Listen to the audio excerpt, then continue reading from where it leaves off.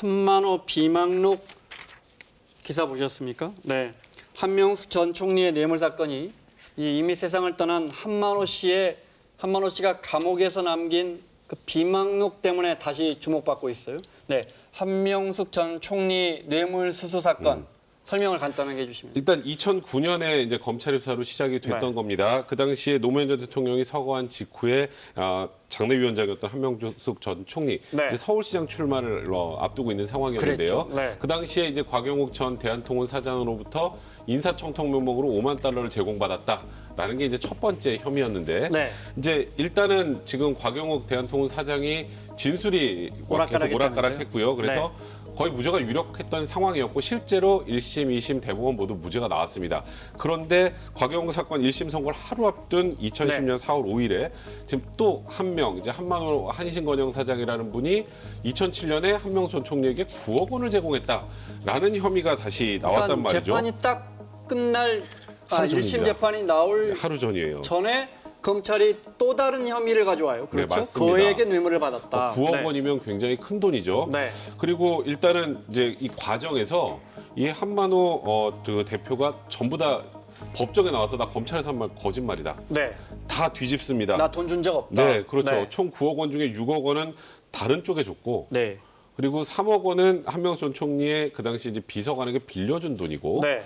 그리고 빌려준 3억 원 중에 2억 원은 받았고, 그리고 이제 1억 원이 이제 수표로 지급됐는데 그게 이제 한명숙 총리의 조카의 아파트 전세금으로 사용됐다는 얘기가 나오거든요. 네. 네, 그래서 사실 1심에서 저 한만호 씨의 진술이 전체로 다 변경이 되고, 네. 그리고 그 과정에서 이제 증거 조사를 하다가 결국 1심에서 전부 무죄가 나옵니다. 그런데 항소심에서, 그러니까 1심이 굉장히 길었어요. 네. 근데 항소심에서 일단 이제 한명숙 전 총리 유죄라고 재판이 바뀌고 결국 대법원에서 확정이 돼서 한명숙 전 총리가 징역 2년에 추징금 8억 원을 선고받았던 그런 사건입니다. 이미 수감돼 있던 한신건영의 한만호 대표가 네. 검찰에서는 나 돈 줬다고 했다가 네.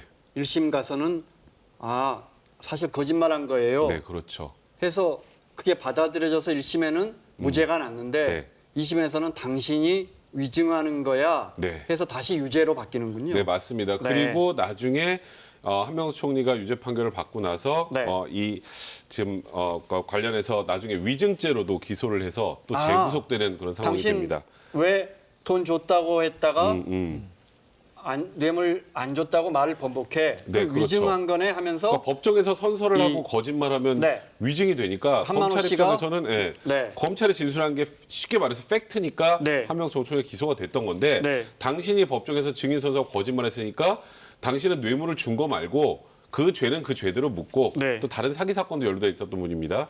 나중에 지금 법정에서 위증한 것도 다시 처벌받아야 돼 해서 구속 기소했고 그것도 역시 유죄 판단을 받게 됩니다. 유죄를 선고받고 2017년에 이제 한명숙 전 총리가 만기 출소하는데 그때 영상 잠깐 보겠습니다. 한결같이 결백을 주장했었는데요. 한 전 총리가. 네. 이 점에 관한 한 하늘을 우러러 한 점 부끄러움도 없습니다. 함께 싸워서 끝까지 지키겠습니다. 감사합니다. 당시 진보 진영에서는 권력의 윗선 개입을 주장하면서 강력하게 반발했는데요. 검찰의 지시 아니고 이 권력이 작용하는 것이 명백합니다. 대대적인 운동에 나서도록 하겠습니다. 권한과 힘을 가진 것은 국민입니다.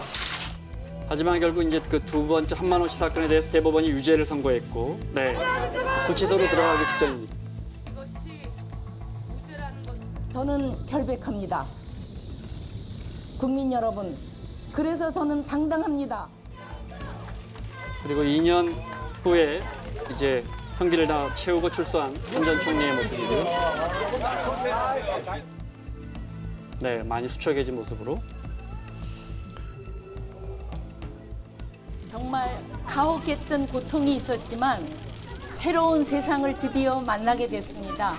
여러분께서 보내주신 그 사랑에 힘입어서 앞으로도 당당하게 열심히 살아나가겠습니다. 자, 그런데 이 일이 왜 다시 지금 또 주목받고 있느냐? 지금은 세상을 떠난 한만호 씨 지금 이야기한 뇌물을 줬다고 했다가 또 안 줬다고 했다.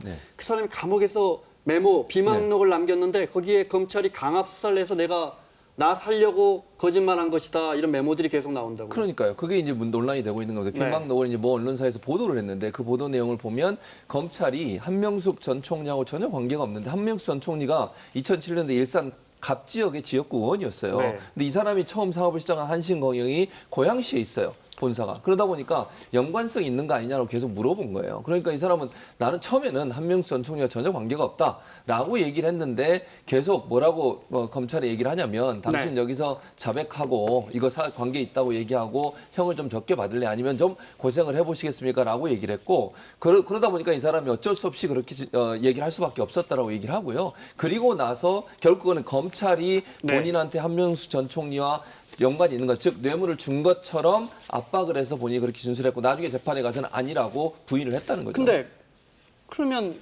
이 사람은 왜 만약에 이 사람 말이 진실이라면 네. 한만호 씨는 왜 주지도 않은 돈을 줬다고 진술합니까? 지금 이분이 어쨌건 다른 혐의로 구속돼 있는 상황에서 네. 특수부에서 이제 서울로 불려 올라오는데 여기서 이걸 제대로 진술하지 않으면 이분은 사업하는 분이잖아요.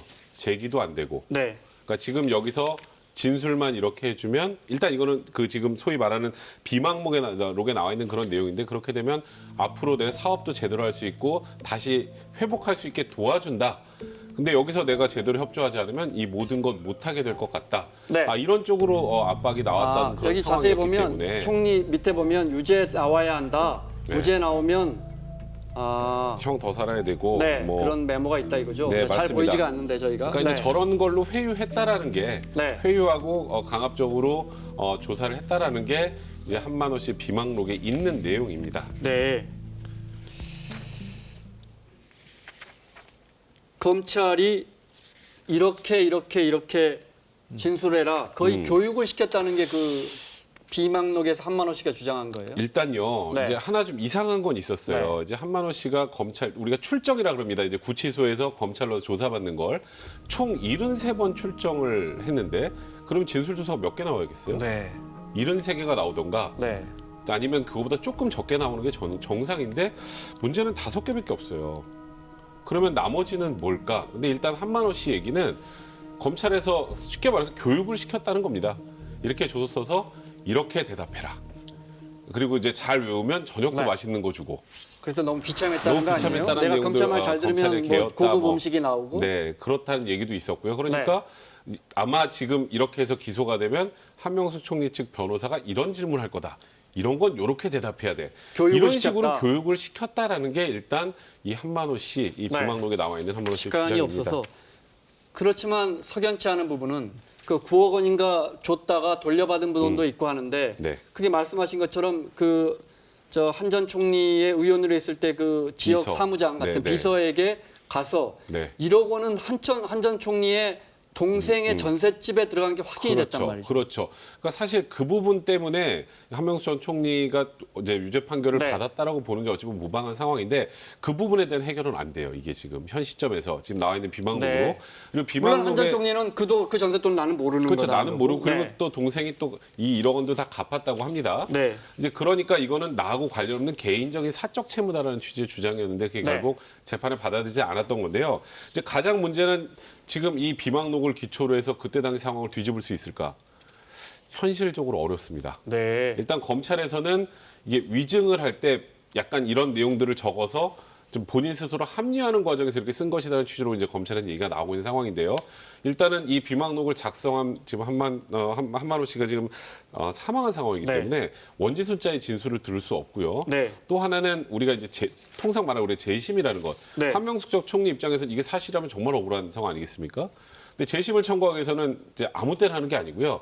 아주 새로운 증거나 명백한 증거가 나와야 돼요. 무죄를 입증할 만한. 근데 이 비망록만 가지고는 네. 그 명백성이나 신규성을 인정하기는 아직은 좀 부족한 상황입니다. 알겠습니다. 간단하게요. 예. 근데 이 사람은 왜 그때 검찰의 강압에 의해서 그런 거짓 진술을 한다 해놓고 또 왜 나 돈 준 적 없어요. 그 진술은 또 왜 번복했다는 선거 때문에 그래요. 그러니까 2010년 4월에 선거가 지방선거가 이루어졌고요. 그 당시에 한명숙 전 총리가 후보로 나왔지 않습니까?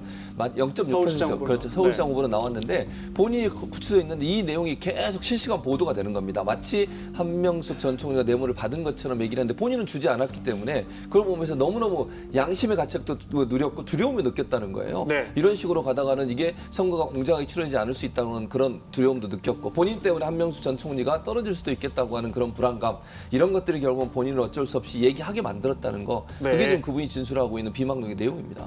알겠습니다. 진실이 뭘까 궁금하네요, 진짜. 마무리하겠습니다. 백선문 변호사, 최진봉 교수 수고하셨고요. 사사건건 다음 주 월요일 이 시간에 돌아오겠습니다. 고맙습니다.